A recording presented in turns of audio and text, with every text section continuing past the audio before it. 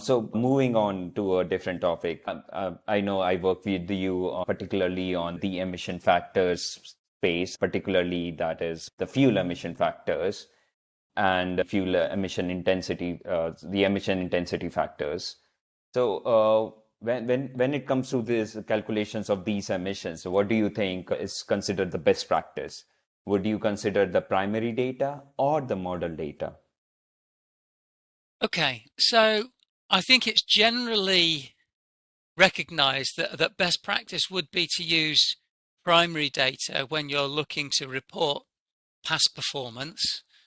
But that sort of simple statement actually hides a lot of important detail and nuances.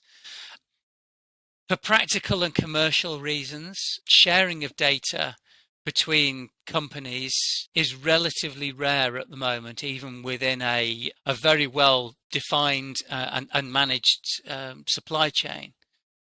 We think that should not be a barrier to the calculation of the greenhouse gas emissions using primary data, because the operator should be able to do that according to the methods set out in the GLEC framework, make a calculation, and then share that through it, through the value chain to its customers. That relies on trust being present between those partners.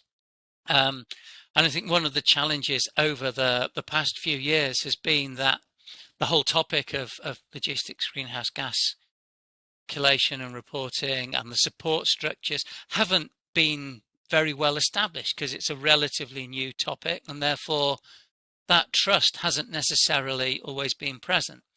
That's one of the reasons why we've been developing the assurance scheme to support the GLEC framework and ISO 14083. But developing this topic of sharing information within the supply chain then becomes one of our really key focus areas at present. We've been working on that. Our colleagues who are working on digitalization and the like have been doing a lot of really important baseline work. Again, very collaborative with companies who are working in the sector, but also who are providing really cutting edge IT systems to support this. And so embedding the mechanisms that would support ISO or the GLEC framework within that are really, really important. Also, if you look to the future, by definition, primary data really only exists where an operation has already happened. So it's largely a sort of backwards looking way to calculate. So if you want to think about how you are going to decarbonize in the future, then you need some form of proxy to that.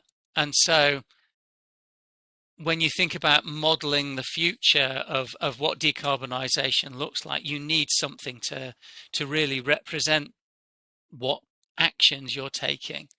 And the differentiation between primary and modelled data and default data isn't necessarily clear cut. It's a bit of a sort of three-dimensional continuum in some ways, because defaults can be based either on some simple assumptions or some much more detailed assumptions, as can models, because they can include different parameters and to different levels of detail. Ultimately, I would say, when you want to think about the future and actually the actions you take as part of a decarbonisation strategy, you probably end up with a form of detailed modelling. You try to base it as far as possible in existing primary data as a starting point, and then use the modelling to identify actually what the most effective actions are within your strategy. But also, whether you're looking at the past reporting using primary data or that forwards-looking modelling, you always need to work at the level of detail that is appropriate to the question that's being answered. A big company that is pulling together its emission inventory from many different suppliers, they probably need to look at a less detailed level than maybe a transport operator looking into the real details of its own operations. And then when you have the interaction between the two, and maybe they're looking to reorganize a contract, looking to understand actually what actions they take, then again, you maybe want to look at a more detailed level of disaggregation than maybe the subsequent routine reporting. And so that question about the level of detail is an important maybe overlay on the use of primary data. Thanks, Alan, for such elaborate indications on like when it comes to the calculations of primary data itself, or like using the model data or the default data. What is the requirements that is needed? Sorry to interrupt. I think also it's important to understand a little bit about when a company comes to the topic for the first time. The simplest way to go about a calculation is probably with some defaults. Try to identify the best defaults, get a ballpark figure. But what you generally see is that once a company has done that, they want to investigate very quickly, actually, well, why is it this? And that curiosity soon takes them into the realms of the modeling and the primary data. And that's a transition that we really support, because defaults they're a very useful tool for that first calculation, but it's easy to get things wrong to a certain extent with defaults, because they're only a snapshot of maybe what is considered a representative operation. The reality is that all operations are different, and so to understand truly what's going on, that's where you need to get into that primary data. Yeah, thank you, Alan, so much on adding onto it. So, like when we talk about the default data, we work on a lot of default fuel emission factors coming from different regions, from Europe particularly, or from North America. We use different sources when we are procuring those numbers. And we see, while we're working on those procurement of these numbers and doing the calculation itself, we see there's a lot of differences when these calculations are done on the fuel emission factors. Do you think that there is a need for the harmonizations of like all these standards that are being set up while doing the calculations of the fuel emission factors, and why there is a need for those harmonizations while moving forward? Yeah, so I mean, we've explored a lot about the work that we've done harmonizing the methodology for the calculation and reporting of emissions. In the sector as a whole, the fuel emission factors are effectively a data input to the calculation, and they are required for every single greenhouse gas calculation. So they are an important component. And if there's an inconsistent formulation for how those emission factors are produced, calculated, then it can impact the reliability or the comparability of the calculation outputs. So it's an important topic. You might consider it maybe a secondary topic to the overall methodology, but it's still one that is, I think, really important, particularly if you're looking within those agreed boundaries of the well-to-wheel perspective, the full CO2 equivalent across the various different greenhouse gases, because there are a lot of variables in there which needs to be considered. And whilst the impact might be on the result might be less than results from maybe ignoring empty running or the use of a clearly inappropriate default value in a calculation, it's nonetheless an issue that needs to be resolved as legislation tightens, global reporting requirements become stricter. Maybe you get to carbon pricing in some form, then you need to have a really clear framework for the calculations, but also a level of precision for the calculation outputs. And that in itself then requires harmonization of the emission factors. And so it's an important piece of work. It's one that we highlighted when we published GLEC Framework 2 actually in 2019, because as part of the energy transition away from fossil fuels, you get a much broader range of possible alternatives. Those alternatives have a much broader range of feedstocks and production pathways. So you almost have an exponential increase in the number of possibilities for the fuels that are in use.